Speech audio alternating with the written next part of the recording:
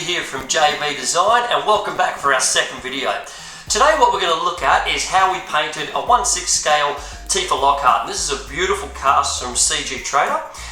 This particular one was a really interesting one in that it was the video that was never meant to be, and what I mean by that, this was actually the first 3D print I painted before Mary Jane and before the first video, I never knew how it was going to go and how things were going to look, so I didn't get a lot of video footage. So what I've actually done, I did actually take a lot of photos, so I've tried to piece a lot of photos of the process together, as well as taking some video after everything had been finished, and I'm just going to piece them together in a really sort of rapid fire video, and hopefully you can still get some really good tips on that. Now, I do apologise of course, and my future videos of course will have a lot more video footage, but it was just some feedback that I got.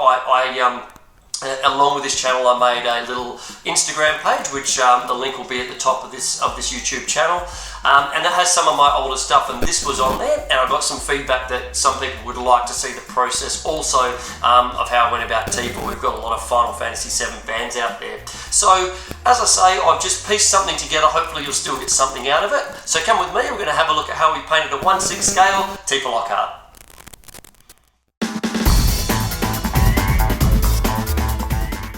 So there's not too much to talk about the prep phase, guys. Obviously, I did the typical sanding and puttying, and obviously I won't bore you with those details because they're quite simple. But I think that one thing that's really worth mentioning that I found a lot better with this particular 3D print is the fact that with this one here, it was in a lot more pieces, and that makes it so much easier to paint. And I specifically think around the hair. So if any 3D modelers are out there and you're thinking about how to get the best job and the best paint jobs, I think it really is important to understand how you piece together the models for paint, because if you've got someone that paints them, it's a lot easier when there's a few more parts and they slot together a lot easier. So that was one thing that was great about this model from the get-go. The other thing as well, and we can see a few of our little pieces, is that I had a 1/12 Tifa that I just used as just a bit of a guide to make sure I had a few of the right colour tones. Didn't even actually finish her, and like I said, I worked a lot harder on the 1/6 scale, but I did have a 1/12 scale, and I've just put some images together to show that there's quite a difference in the size of those. So you can see the head is bigger than the whole upper body as it is, and the legs about the size of the whole model in 1/12 scale. Now, other than that, I've kept everything pretty straightforward, and we can also see a few little pieces together that have all been primed and put together. But we're going to keep it there nice and quickly for the prep phase, and we're going to move on with some of the paint.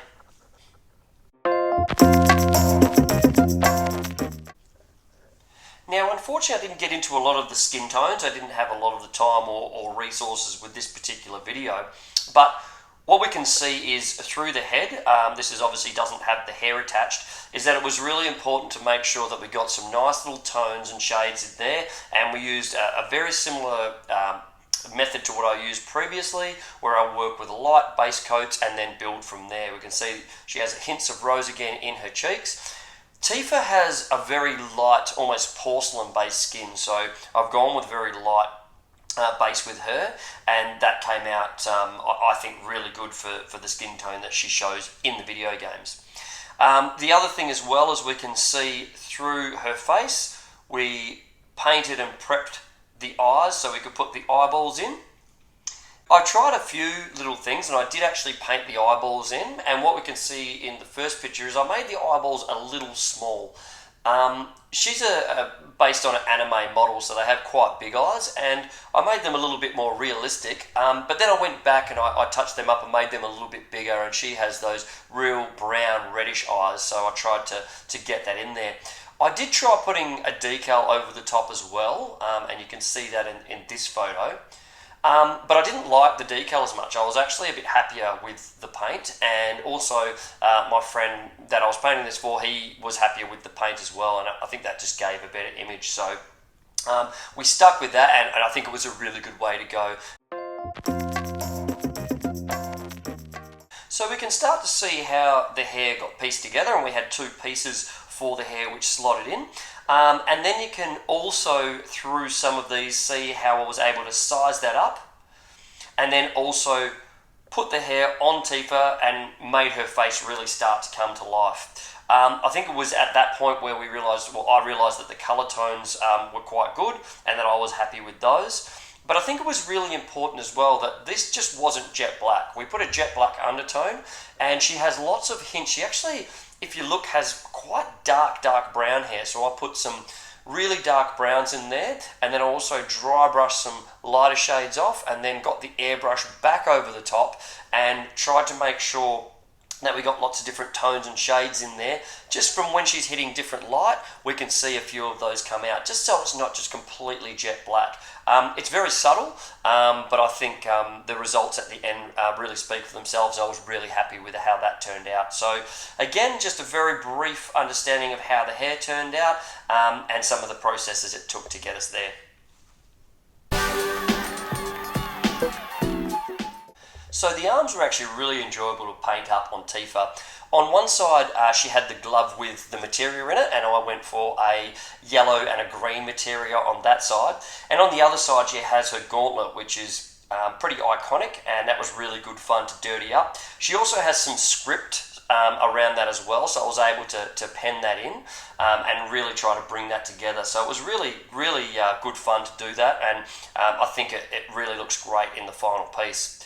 The other thing was with her hands. As you can see, I've just given her nails a bit of a light coat and then just some white tips to give her the old French manicure, and I think it really suits her well. So again, this was another section that was a lot of fun to do, and I think the results on this one were really good. It adds that colour scheme and that battle damage that really give her that good weathered look.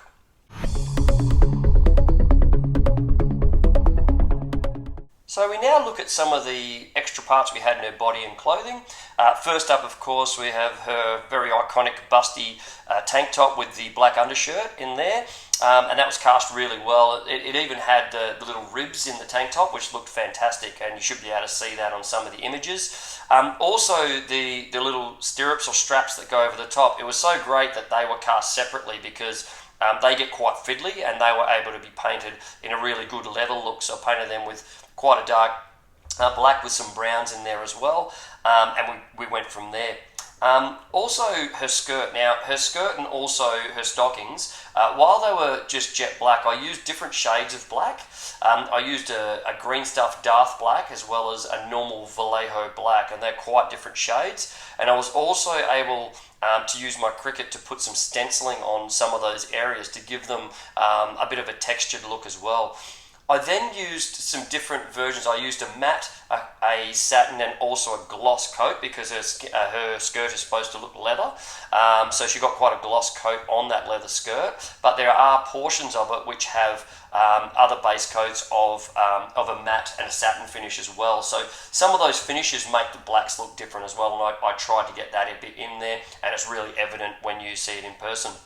But they were really enjoyable sections to do, and we move on to the next bit.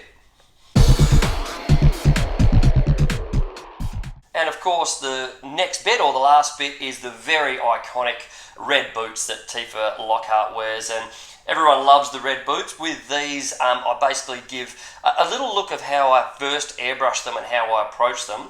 And then I painted on the soles and all the details. Now, again, I used my Cricut to cut some small stencils to make some stencils around the top of the boot, which seems really evident when I was playing Final Fantasy Rebirth. And then I also added, there's some little gold leafed waves on the front of the black portion of the front of the shoe as well, and that was very time consuming and very fine detail, but I'm really happy that I was able to get some gold pieces in there and some gold paint in there, and for it to have pretty authentic. So really happy with the red boots. This is my fiance's favourite part of the whole model. She absolutely loves Tifa's red boots, and I'm pretty sure that I was able to do them some good justice. Again, these are always so much fun because you can weather them so much and you can actually really get some fine detail, and for some of these pieces here, the results really speak for themselves. So again, this one I was really happy with.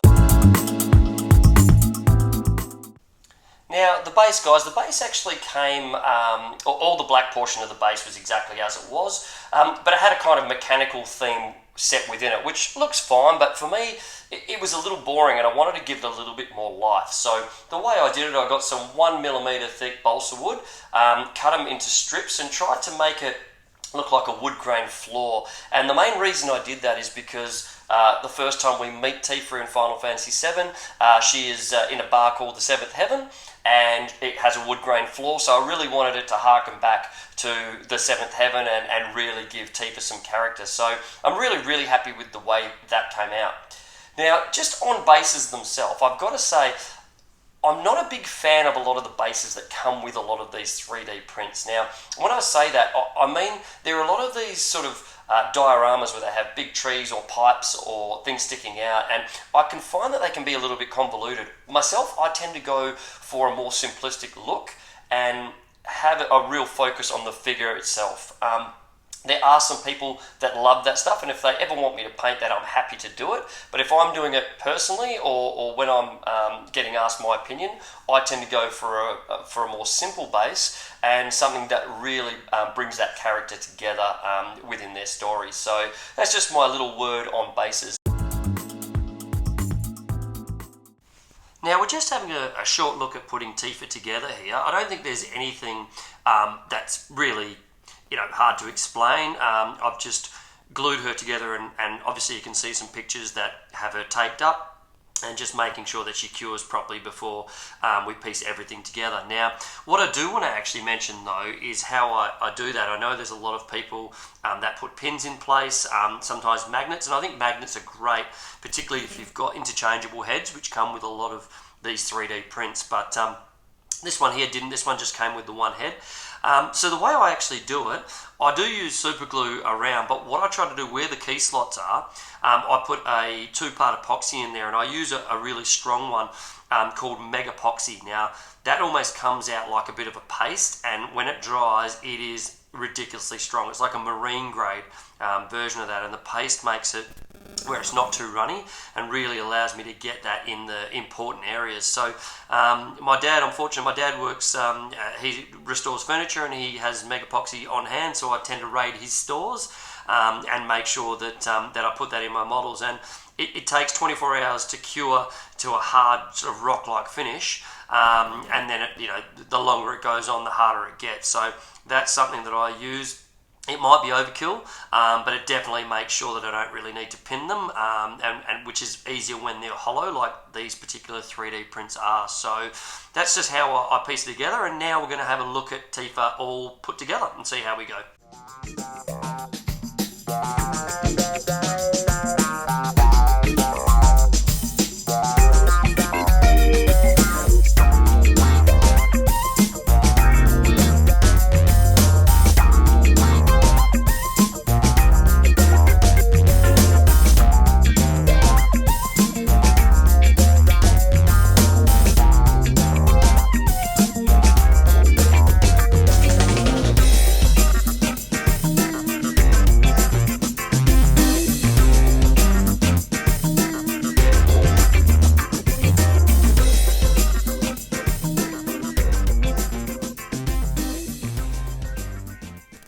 So guys, once again, thank you so much for joining me. Hopefully you got something out of this channel. I know the video was done a little bit differently, but hopefully there was still some things that you could pick up and some tips that you could take away.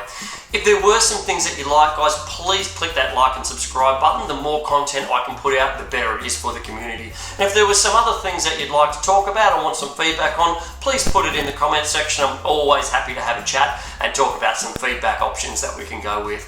Until then, guys, be good, be safe, look after yourselves, and we'll see you next time.